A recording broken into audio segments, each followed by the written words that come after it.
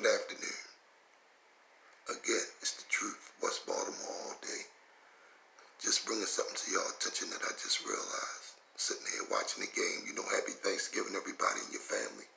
Much love to y'all, comrades and sisters. Sitting here watching the game and this commercial came on. Okay? And as you can see, everybody knows right now that California is burning. It's burning.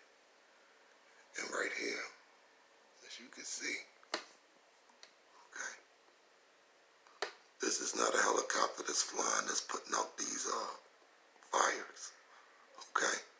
This is a UFO, all right? And it looks to be another object right here, okay?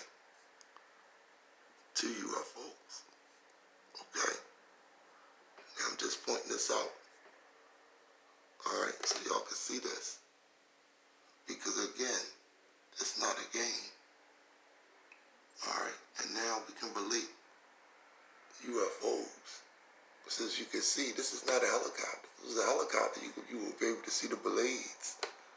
The blades will be, they will be turning. They will be above this object. Make sure you get a good look. Okay? We here for the planet. It's f.o.g, baby. We out here. Okay? We're going to give y'all what's really going on. And this is what's really going on.